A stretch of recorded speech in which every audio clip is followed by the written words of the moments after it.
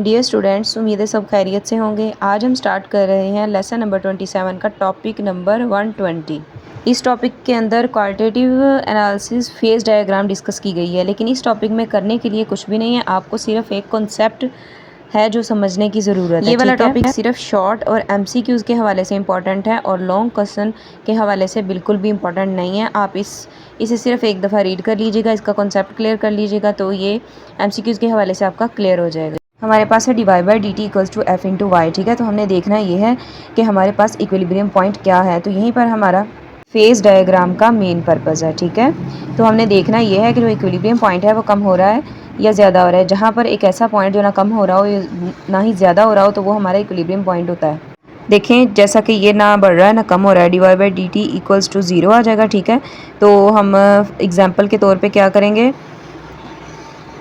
dy/dt को बराबर रखने वाले हैं y-7 के। ठीक है, तो y-7 जो है हमें इक्विलिब्रियम पॉइंट चाहिए, तो उसके लिए हमने ये एग्जांपल ली है। इक्वल्स टू 0 के रखेंगे तो हमारे पास y क्या आ जाएगा, y इक्वल्स टू 7 आ जाएगा। ठीक है, तो हमारा इक्विलिब्रियम पॉइंट क्या आया, 7।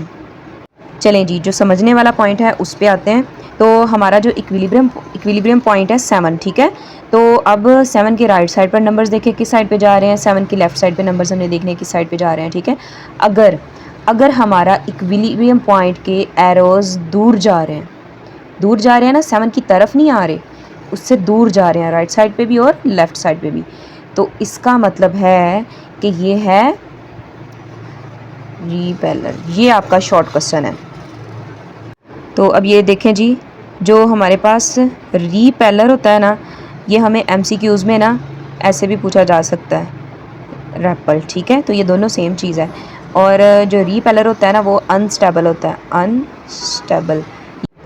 अगर हमारे पास हमारा इक्विलिब्रियम पॉइंट जो है एरोज़ उसकी तरफ आ रहे हैं, तो इसका मतलब हमारे पास ये है, एरो 7 की तरफ आ रहे हैं ना, इक्विलिब्रियम पॉइंट की तरफ आ रहे हैं, तो इसका मतलब ये है कि ये अट्रैक्टर है, अट्रैक्टर। ठीक है, अट्रैक्टर जो कि हमारे पास होता है स्टेबल।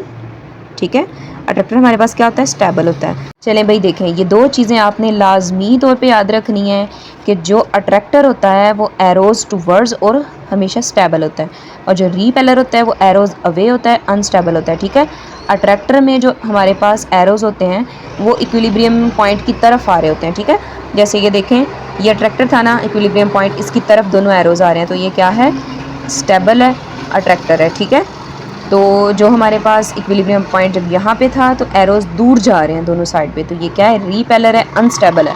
तो ये चीज़ें आपने एमसीक्यूज़ में भी पूछी जा सकती हैं, शॉर्ट क्वेश्चन में भी पूछी जा सकती हैं, लाजमी तौर पे याद कर लेनी है।